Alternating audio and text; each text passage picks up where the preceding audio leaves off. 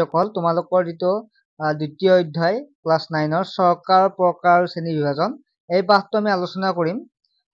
ছাত্ৰ ছাত্ৰীসকল তোমালোকে ভালদৰে চাবা ক্লাছটো, আৰু যিসকল অনলাইন ক্লাছত আছা তোমালোকক কৈছিলো যে মই সপ্তাহত এটা ৰেকৰ্ডেড ক্লাছ দিম।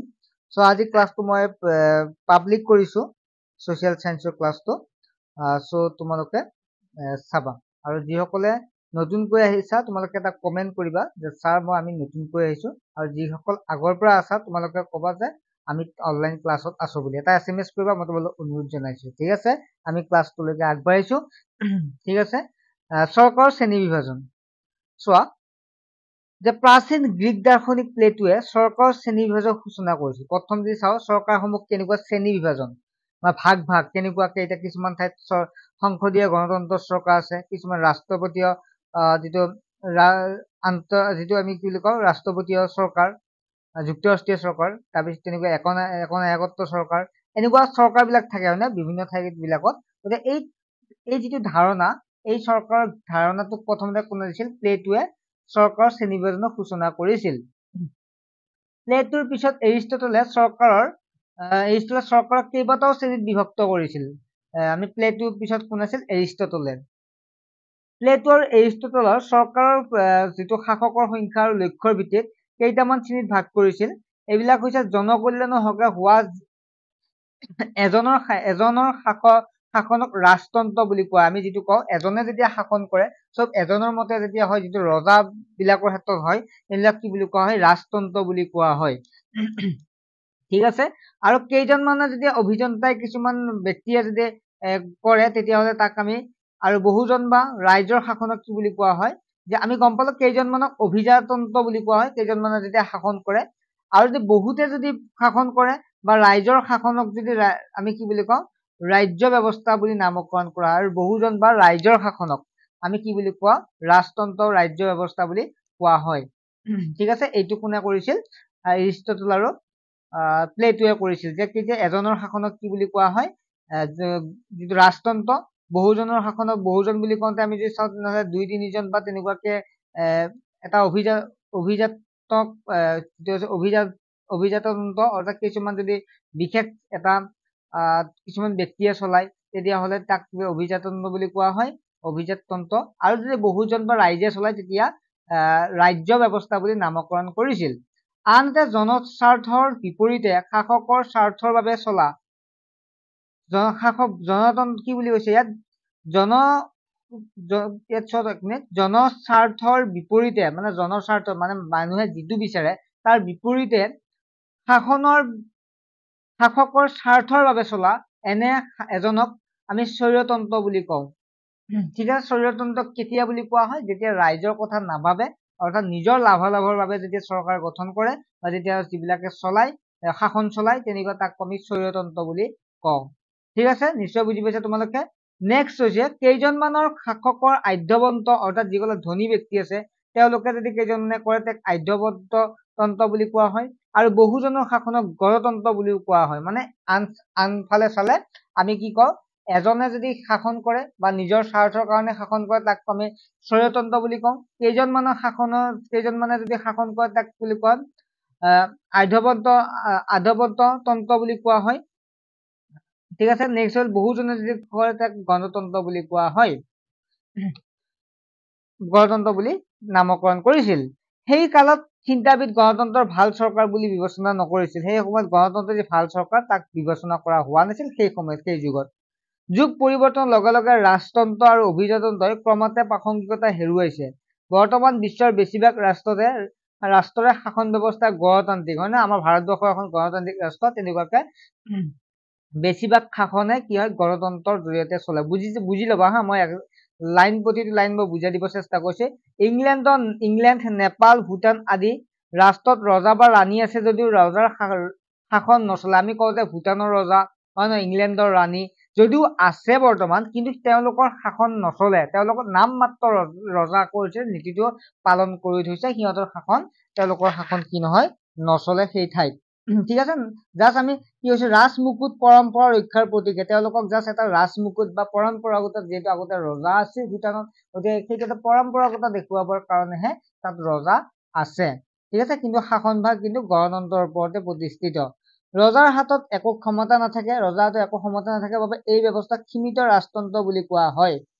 এইবোৰ ৰাষ্ট্ৰক গণতান্ত্ৰিক শাসনে চলায়। ঠিক আছে, ভূটানত আমি কওঁ ভূটানত গণতন্ত্ৰ নহয়, কিন্তু একচুৱেলি ভূটানত গণতন্ত্ৰ হয়, কিন্তু তাত কি হয়, ৰজাটো নাম মাত্ৰহে থাকে, ৰজাৰ শাসন কিন্তু ভূটানতো নচলে বা অন্য যিখন ইংলেণ্ডত ৰাণীৰ শাসন নচলে, জাষ্ট এটা নাম মাত্ৰ তাত এটা পৰম্পৰাগতভাৱেহে ৰখা হৈছে। আধুনিক যুগত মেৰিয়ট, ব্ৰাইছ, লিককে ধৰি বহুকেইজন পণ্ডিতে চৰকাৰৰ শ্ৰেণী বিভাজন কৰিছে। চৰকাৰসমূহ শ্ৰেণী বিভাজন কেনেকৈ কৰিছে আমি চাওঁ। সেইবোৰ ভিতৰত ষ্টিভেন লিকৰ শ্ৰেণীবিভাগ আটাইতকৈ গ্ৰহণযোগ্য বুলি বিবেচিত হৈছে। যিসকল ব্যক্তিৰ ভিতৰত আমি যিগৰাকী ষ্টিফেন লিককৰ যিটো চিষ্টেমটো আটাইতকৈ গুৰুত্ব বুলি কোৱা হয়। লিককে আধুনিক যুগৰ চৰকাৰসমূহক মূলতঃ দুভাগত ভগাইছে। এতিয়া আমাৰ পৰীক্ষাত যদি আহে যে লিককে আধুনিক যুগৰ চৰকাৰসমূহক কেইটা ভাগ কৰিছিল, দুটা ভাগত ভাগ কৰিছিল। এক নম্বৰ হৈছে একনায়কত্ব বা স্বৈৰতন্ত্ৰ আৰু 2 নম্বৰ হৈছে গণতন্ত্ৰ। ঠিক আছে, স্বৈৰতন্ত্ৰ আৰু গণতন্ত্ৰ হিচাপে দুটা ভাগত ভাগ কৰিছিল লিককে। এতিয়া বিশ্বৰ সকলো ৰাষ্ট্ৰৰ শাসন ব্যৱস্থা গণতান্ত্ৰিক নহয়। এতিয়াও কিন্তু কিছুমান ঠাইত কি আছে, গণতন্ত্ৰ শাসন নচলে, কিছুমান ঠাইত কি হয়, ৰজাৰ বা অন্য ধৰণে শাসন চলে। আমি চাওঁ যদি তেনেকুৱাকে কিছুমান দেশত এতিয়াও একোজন ব্যক্তি বা এটা ৰাজনৈতিক দল একচ্ছত্ৰিক শাসন চলি আছে, মানে এটা দলৰ জৰিয়তে শাসন চলিছে বা এজন ব্যক্তিৰ জৰিয়তে শাসন চলিছে, এনেকুৱা শাসন ব্যৱস্থা একনায়কত্ব বুলি কোৱা হয়। এতিয়া আমাৰ ভাৰতবৰ্ষত কি হয়, ভাৰতত আমাৰ একনায়কত্ব নহয়, কাৰণ আমি ইয়াত ইলেকশ্যন সকলোৱে খেলিব পাৰে, হয় নহয়? গতিকে আমি চাম ভাৰত গণতন্ত্ৰ শাসন হৈছে, গতিকে আমি তাৰ বিষয়ে আমি জানিব পাৰিম। আনহাতে গণতন্ত্ৰ হ'ল জনসাধাৰণৰ কল্যাণৰ বাবে জনসাধাৰণে চলোৱা শাসন। এতিয়া তোমালোকে চোৱা, আমি যদিও এতিয়া চৰকাৰ আমি গঠন কৰিছো, চৰকাৰ যদি এতিয়াও ধৰা হ'ল এতিয়া কি আছে, বিজেপি চৰকাৰ আছে, গতিকে বিজেপি চৰকাৰে সদায় নাথাকে। আগতে কংগ্ৰেছ আছিল, এতিয়া বিজেপি আছে, মানে কি কৰিব পাৰো আমি জনসাধাৰণে একলগ হৈ জনসাধাৰণে ভোটৰ জৰিয়তে মানে জনসাধাৰণে শাসন চলাব পাৰে, অৰ্থাৎ আমাৰ পৰাই কি কৰি একোজন ব্যক্তি উঠাইও আমি চৰকাৰ গঠন কৰিব পাৰো। ঠিক আছে, জনসাধাৰণৰ দ্বাৰা গণতন্ত্ৰটো প্ৰতিষ্ঠা হয়। গণতন্ত্ৰ সকলো ক্ষমতা উচ্চ অধিকাৰী জনসাধাৰণ, সকলো ক্ষমতা জনসাধাৰণৰ ওপৰত আছে, জনসাধাৰণে ইচ্ছা কৰিলে চৰকাৰ ভাঙি দিব পাৰে, কিয়নো যেতিয়া ইলেকশ্যন হয় তেতিয়া বেলেগ এটা দল চৰকাৰ স্বাধীনত অঞ্চল, ধৰি লওক কংগ্ৰেছৰ চৰকাৰ আছে, বিজেপিক ভোট দি কেনে বিজেপিক উঠাব পাৰে, বিজেপি চৰকাৰ আছে, কংগ্ৰেছক ভোট দি কংগ্ৰেছক উঠাব পাৰে, বা অন্যান্য যিবিলাক চৰকাৰ আছে, ৰাইজৰ দল হওক বা অসম জাতীয় পৰিষদ, যি নহওক দলকে আমি কি কৰিব পাৰো,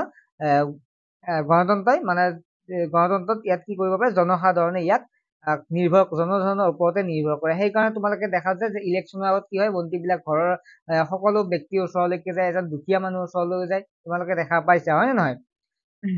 আগৰ কালত গ্ৰীচ এথেন্সত প্ৰত্যক্ষ গণতন্ত্ৰ চলিছিল।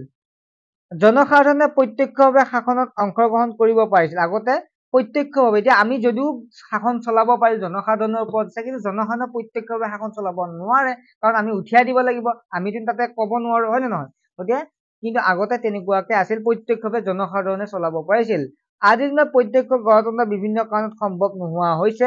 আধুনিক যুগত গণতন্ত্ৰ প্ৰতিনিধিৰ যোগেদি সৰ্বসাধাৰণে অংশগ্ৰহণ কৰিব পাৰে, অৰ্থাৎ আমি যিগৰাকী ব্যক্তিক উঠালো, প্ৰতিনিধিত্ব কৰিলো, গতিকে তেখেতে কি কৰিব পাৰে, শাসনত অংশগ্ৰহণ কৰিব পাৰে। যদি এগৰাকী ব্যক্তিক আমি উঠাই কেনে শাসনত মানে আমাৰ যিখিনি জনসাধাৰণৰ কথাখিনি আমি তাত উত্থাপিত কৰিব পাৰো। ধৰা তোমালোকৰ ওচৰত যিটো এম এল এক সকলোৱে ভোট দি কেনে উঠাই দিয়া হৈছে, আৰু তেখেতক কি কোৱা হৈছে যে আমাৰ সমস্যাবিলাক সমাধান কৰিবৰ কাৰণে তেখেতক যিটো বিধানসভালৈকে পঠোৱা হৈছে।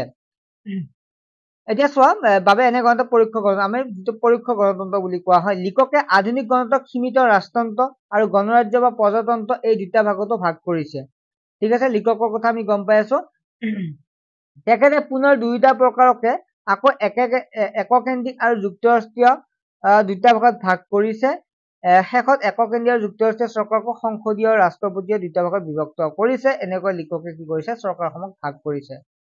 বৰ্তমান যুগত যদি চাওঁ, বৰ্তমান যুগত পৃথিৱীৰ জনপ্ৰিয় হৈ পৰা, বৰ্তমান যুগত কি কৈছে, বৰ্তমান যুগত পৃথিৱীৰ জনপ্ৰিয় হৈ পৰা গণতান্ত্ৰিক পদ্ধতিৰ শাসন ব্যৱস্থা চৰকাৰসমূহ এককেন্দ্ৰিক, যুক্তৰাষ্ট্ৰীয়, সংসদীয়, ৰাষ্ট্ৰপতি 4 শ্ৰেণীত ভগোৱা হৈছে। যিগৰাকী বৰ্তমান যুগত যি গণতন্ত্ৰ চৰকাৰ হৈছে, এই গণতন্ত্ৰকো আকৌ কেইটা ভাগত ভাগ কৰা হৈছে, 4টা ভাগত ভাগ কৰা হৈছে। ঠিক আছে, 4টা ভাগত ভাগ কৰা হৈছে। গতিকে আমি আটাইবিলাক ভাগবিলাক আলোচনা কৰিম। প্ৰথম হৈছে সংসদীয় পদ্ধতিৰ চৰকাৰ, অৰ্থাৎ সংসদীয় পদ্ধতিৰ চৰকাৰ হৈছে প্ৰথমটো। বৰ্তমান সময়ত বহু সমাদৃত চৰকাৰ হৈও সংসদীয় পদ্ধতিৰ চৰকাৰ, মানে বহু ঠাইত কি হৈছে সংসদীয় পদ্ধতিৰ চৰকাৰ হৈছে। প্ৰকৃততে কাৰ্যপালিকা আৰু বিধানমণ্ডল সম্পৰ্কৰ ওপৰত ভিত্তি কৰি এই চৰকাৰ বা সংসদীয় পদ্ধতিৰ চৰকাৰ বুলি বোলা হৈছে।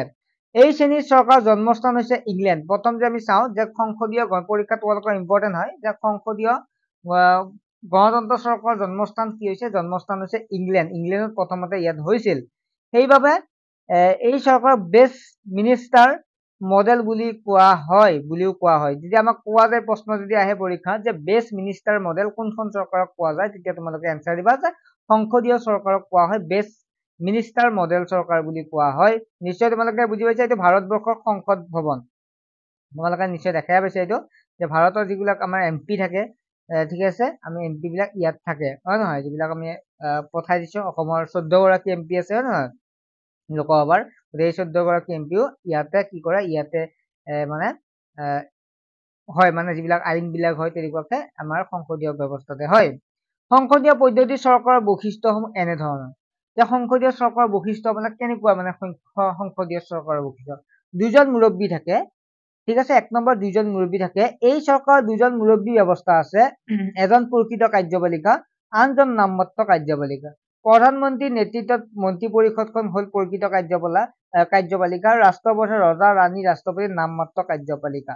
চোৱা তোমালোকে, আমাৰ ইলেকশ্যন হয়, প্ৰধানমন্ত্ৰী ইলেকশ্যন হয়, হয়নে?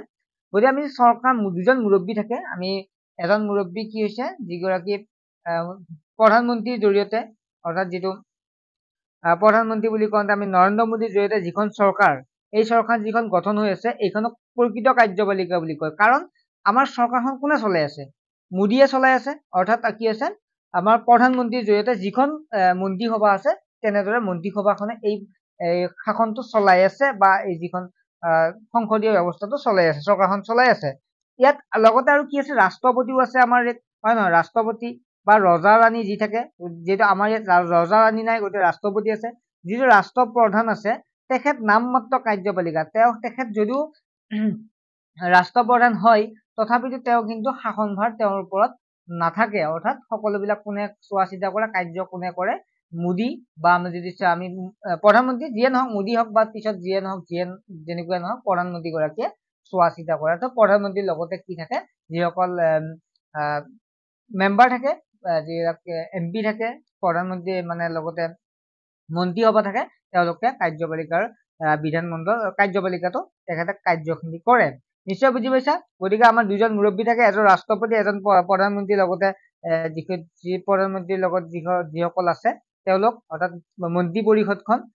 যদিও ৰজা থাকে, বা যদিও ৰাষ্ট্ৰপতি থাকে, ভূটানত তেনেকুৱা ৰজা আছে, ইংলেণ্ডত তেনেকুৱা ৰাণী আছে, আমাৰ ইয়াত কি আছে, ৰাষ্ট্ৰপ্ৰধানটো আছে, ৰাষ্ট্ৰপতি। গতিকে যদিও ৰাষ্ট্ৰপতি থাকে, কিন্তু মেইনলি কোনে চলায়, যে প্ৰধানমন্ত্ৰী আৰু লগতে মন্ত্ৰী পৰিষদে চলায়। নেক্সট 2 নম্বৰ পইণ্টটো চোৱা তোমালোকে। নিশ্চয় বুজি পাইছা। মই জাষ্ট চৰকাৰৰ জৰিয়তে বুজাব চেষ্টা কৰিছো, তোমালোকে বুজি পোৱাৰ কাৰণে, ঠিক আছে। বুজি তেনেকুৱা হলে বুজি ভালদৰে পাবা, যিহেতু সেইকাৰণে মই কৈছো। কাৰ্যপালিকাৰ সদস্যসমূহ বিধানমণ্ডলৰ সদস্য হয়। এই চৰকাৰত কাৰ্যপালিকা অৰ্থাৎ মন্ত্ৰী পৰিষদৰ সদস্যসকল বিধানমণ্ডলৰ সদস্য হয়। যিবিলাক কাৰ্যপালিকা আছে, যিয়ে কাম কৰে, এতিয়া বিধানমণ্ডল, যিটো বিধানমণ্ডল আছে, বিধানমণ্ডলৰ সদস্য হয়, তেখেতে বিধানমণ্ডলৰ মেম্বাৰ আছে, ঠিক আছে। নিশ্চয় বুজি পাইছা। নেক্সট 3 নম্বৰ আছে বিধানমণ্ডল আৰু কাৰ্যপালিকাৰ ওপৰত ক্ষমতা। বিধানমণ্ডল আৰু কাৰ্যপালিকাৰ ক্ষমতা। সংসদীয় পদ্ধতিৰ চৰকাৰত বিধানমণ্ডল আৰু কাৰ্যপালিকাৰ সম্পৰ্ক নিবিড়। যে বিধানমণ্ডল আৰু কাৰ্যপালিকা একেলগে, মানে সম্পৰ্কটো একে হয়, ঠিক আছে। বিধানমণ্ডলৰ কাৰ্যপালিকা কি হয়, একে হয়। ওকে, নিশ্চয় বুজি পাইছা বিধানমণ্ডলৰ বিষয়ে। মন্ত্ৰী পৰিষদ বিধানমণ্ডলৰ ওচৰত দায়বদ্ধ। সংসদীয় পদ্ধতিৰ চৰকাৰত কাৰ্যপালিকা সকলো কাম কৰাৰ বাবে বিধানমণ্ডলৰ ওচৰত দায়বদ্ধ থাকে। বিধানমণ্ডলেও অনাস্থা প্ৰস্তাৱ গ্ৰহণ কৰি মন্ত্ৰী পৰিষদে পদত্যাগ কৰিবলৈ বাধ্য হয়। নিশ্চয় বুজি পাইছা। যে বিধানমণ্ডল মানে কি হয়, যে যিসকল আমি যদি চাওঁ বিৰোধী আছে, বিধানমণ্ডললৈ বিৰোধীসকল হওক, বা যিবিলাক সংসদৰ শাসকীয় পক্ষই হওক, যিটো বিধানমণ্ডল এটা থাকে, এই সকলে কি কৰিব পাৰে, সকলোবিলাক যদিও কাৰ্যপালিকাই কৰে, অৰ্থাৎ মন্ত্ৰী পৰিষদখনে কৰে, তথাপি কিন্তু বিধানমণ্ডলৰ ওপৰত নিৰ্ভৰ কৰে, অৰ্থাৎ বাকী বিৰোধী ক্ষেত্ৰত হওক সকলোৰ ওপৰত নিৰ্ভৰ কৰে, যিখন বিধানমণ্ডল হয় যে সংসদ ভৱনত হয়। গতিকে বুজি পাইছা নিশ্চয়, দায়বদ্ধ হয়।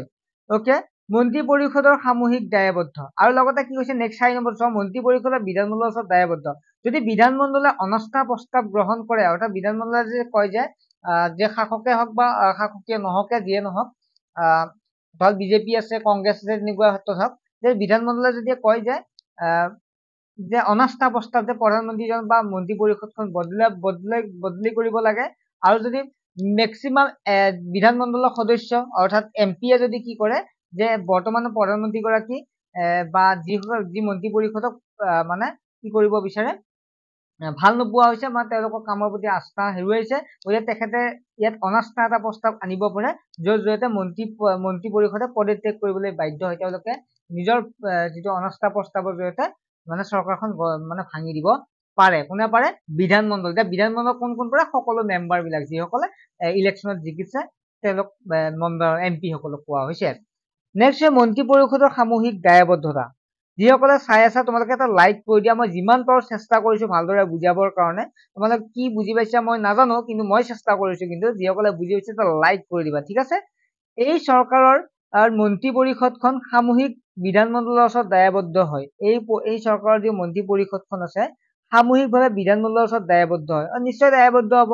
মন্ত্ৰী পৰিষদৰ এজন সদস্য ব্যৰ্থতাৰ বাবে সকলো সদস্য দায়বদ্ধ হয়, হয় নে নহয়? গতিকে মন্ত্ৰীসমূহ কি হয়? মন্ত্ৰী পৰিষদৰ সামূহিক দায়বদ্ধ। ধৰা হল আমাৰ ইয়াত চিম্পুল এটা উদাহৰণ দিয়াচোন, যে এইকেইদিন বানপানী হৈছে, বানপানী হওঁতে আমি কাক কোৱা হৈছে যে গুৱাহাটীত যিটো বানপানী হৈছে, আমি গুৱাহাটী উন্নয়নৰ মন্ত্ৰীক আমি কি কৰা হৈছে, মানে মানুহবিলাকে কৈছে, বাতৰিত তোমালোকে পাইছে যে তেখেতক ব্যৰ্থ হৈছে বুলি কৈছে, বা তেওঁলোকে কাম কৰিব পৰা নাছে।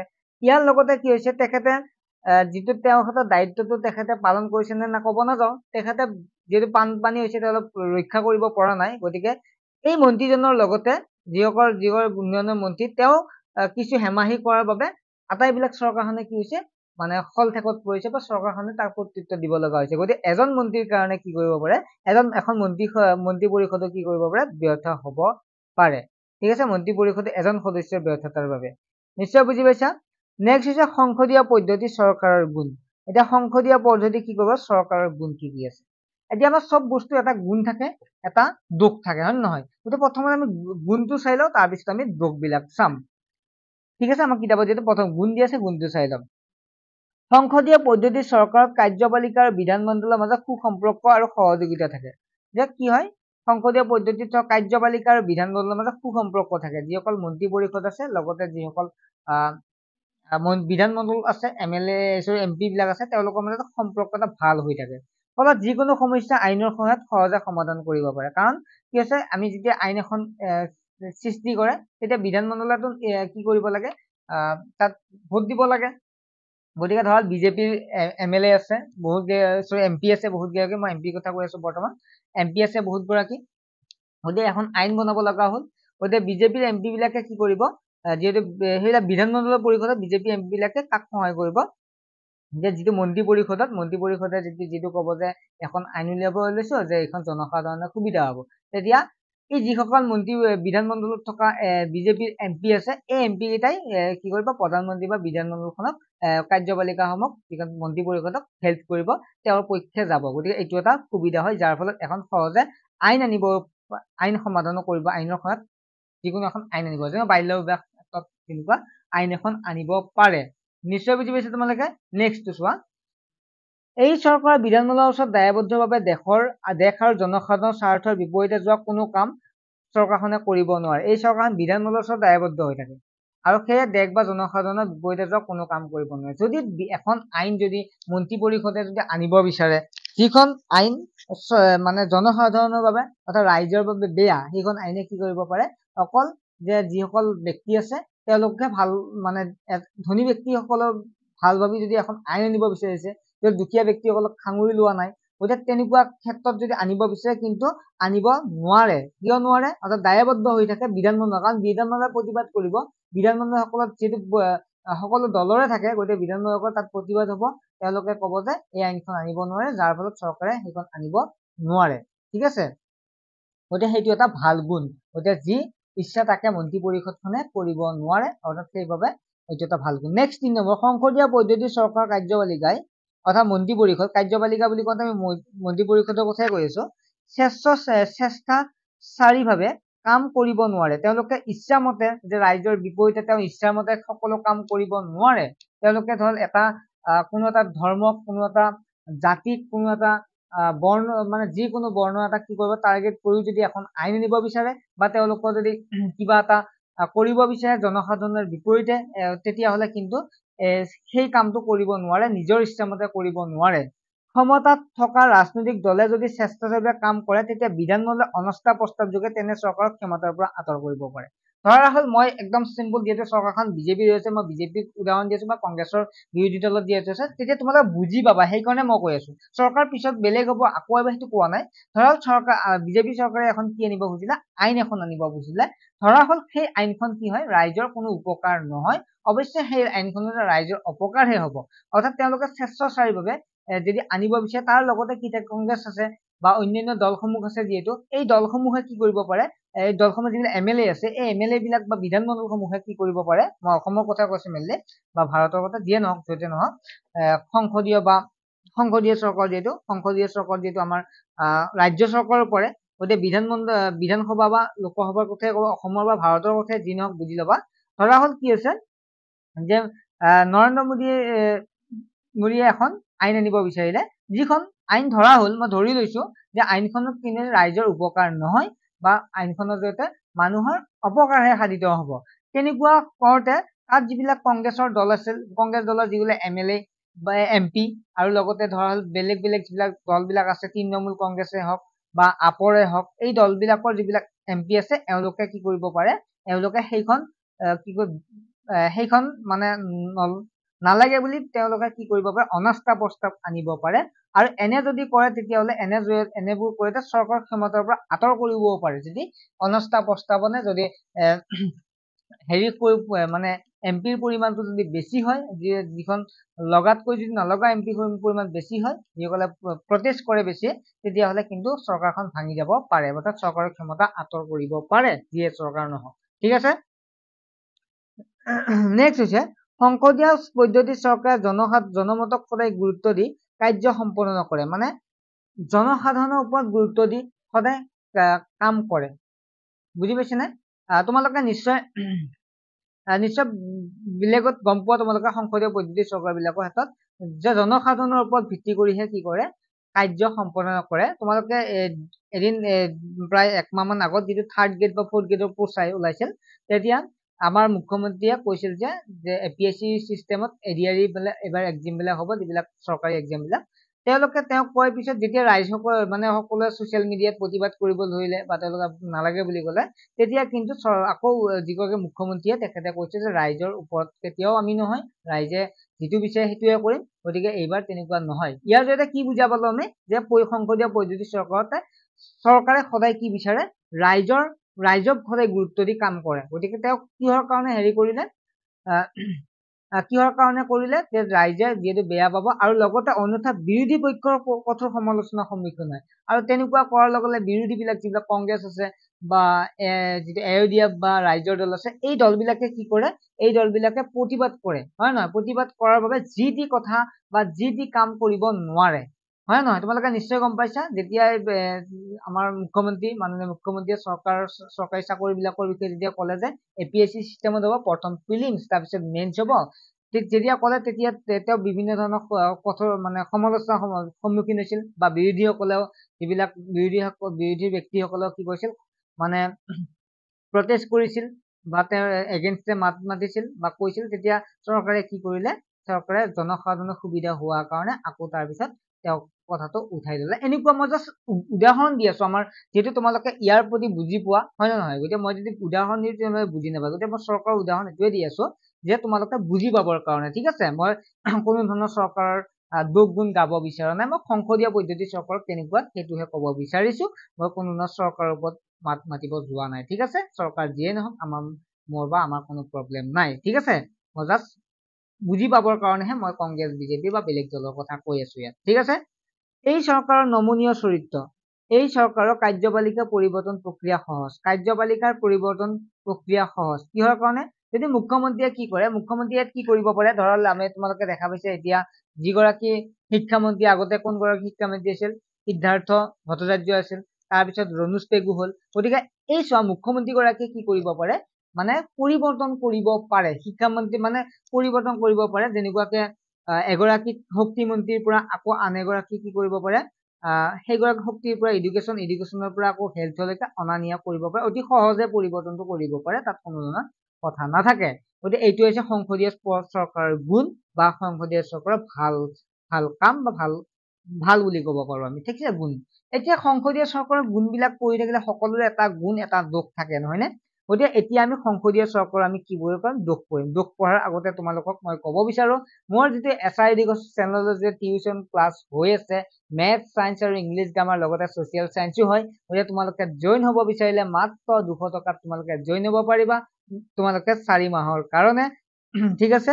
আৰু যদি তোমালোকে জইন হ'ব বিচাৰি নাম্বাৰটো যদি দেখা পাইছে স্ক্ৰীনত, এই নাম্বাৰটো SMS কৰিলে হ'ল, ঠিক আছে ছাত্ৰ ছাত্ৰীসকল। আৰু যিসকলে লাইক কৰা নাই, চেনেলটো ছাবস্ক্ৰাইব কৰা নাই, তোমালোকে কৰিবা। মই যিমান পাৰো সহজকে বুজাব চেষ্টা কৰিছো, ঠিক আছে। উদাহৰণৰ জৰিয়তে বুজালে তোমালোকৰ আমনি নালাগে বুলি মই ভাবো, ঠিক আছে। নেক্সট হৈছে সংসদীয় পদ্ধতি চৰকাৰৰ দোষ।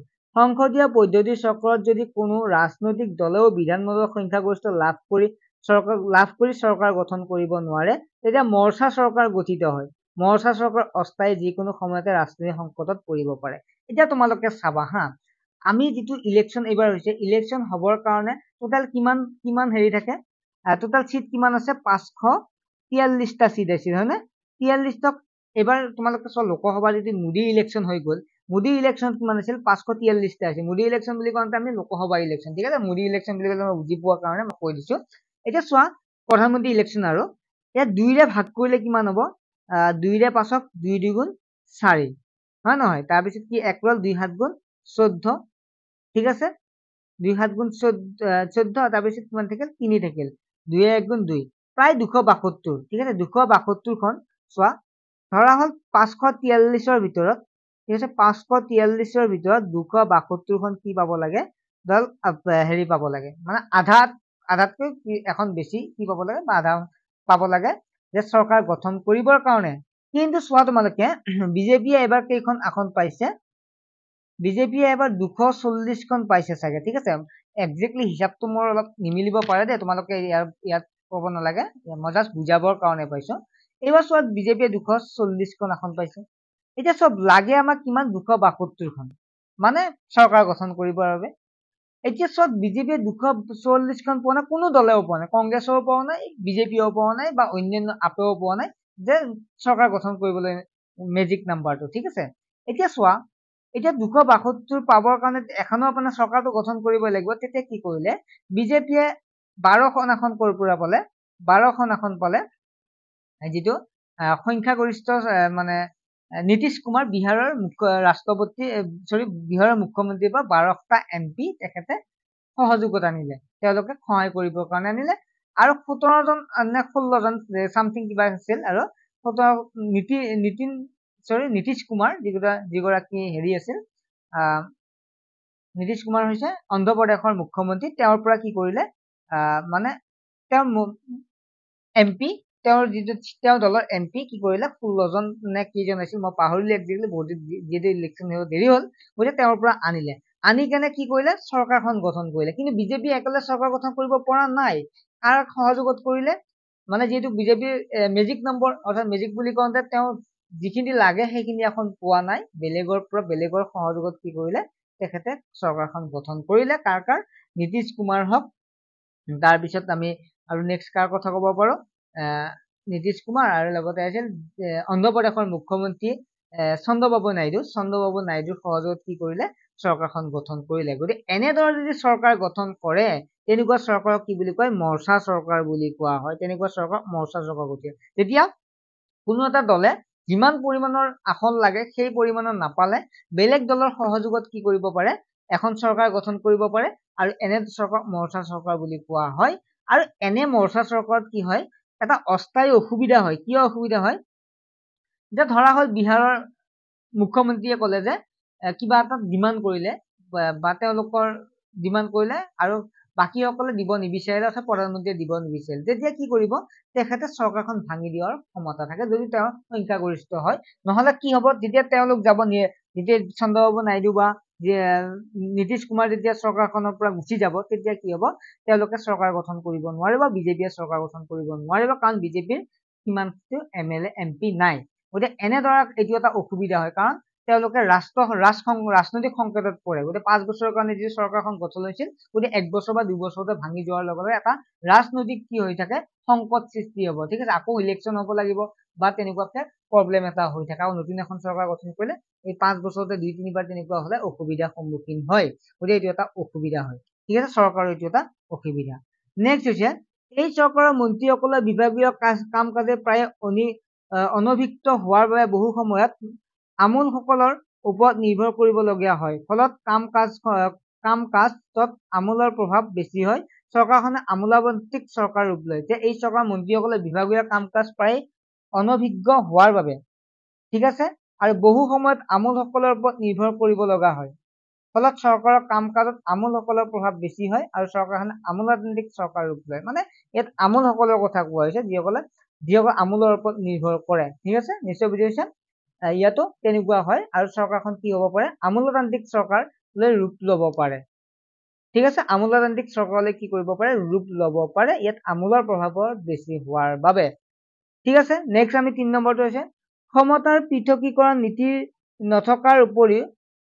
নথকাৰ বাবে ক্ষমতাৰ পৃথকীকৰণ নীতি নথকাৰ বাবে সংসদীয় পদ্ধতিৰ চৰকাৰত মন্ত্ৰী পৰিষদৰ হাতত বিধায়িনী কাৰ্যকৰী ক্ষমতা ন্যস্ত থাকে যাৰ ফলত মন্ত্ৰী পৰিষদে একনায়কত্ব শাসন চলোৱাৰ সম্ভাৱনা থাকে যে ক্ষমতা পৃথকীকৰণ নীতি নথকাৰ বাবে সংসদীয় পদ্ধতিৰ চৰকাৰত মন্ত্ৰী পৰিষদৰ হাতত বিধায়িনী আৰু কাৰ্যকৰী ক্ষমতা ন্যস্ত থাকে যাৰ ফলত মন্ত্ৰী পৰিষদে একনায়কত্ববাদী শাসন চলোৱাৰ সম্ভাৱনা থাকে ঠিক আছে কি হৈছে ক্ষমতা পৃথকীকৰণ নীতি মানে কাক কিমান ক্ষমতা দিয়া হয় তাৰ ওপৰত কোন ধৰণৰ এই মন্ত্ৰী পৰিষদৰ হাতত নাথাকে চৰকাৰী মন্ত্ৰী পৰিষদৰ হাতত বিধায়িনী আৰু কাৰ্যকৰী ক্ষমতা নষ্ট থাকে ঠিক আছে নেক্সট 3 নম্বৰ এনে শাসন ব্যৱস্থাত দলীয় প্ৰথাই বিশেষ গুৰুত্ব লাভ কৰে দলবিলাকৰ মাজত থকা অন্তঃকন্দলে ৰাজনৈতিক বিষাক্ত কৰে আৰু চৰকাৰৰ কাম কাজৰ ওপৰত বিৰূপ প্ৰভাৱ পেলায় যে শাসনত দলীয় প্ৰথাই বিশেষ গুৰুত্ব লাভ কৰে হয় নহয় গতিকে লাভ কৰা দলবিলাকৰ মাজত থকা অন্তঃকৰ্ণল মানে মাজৰ এতিয়া তোমালোকে শুনিয়ে থাকা যে কি হৈছে বিজেপিৰ মাজত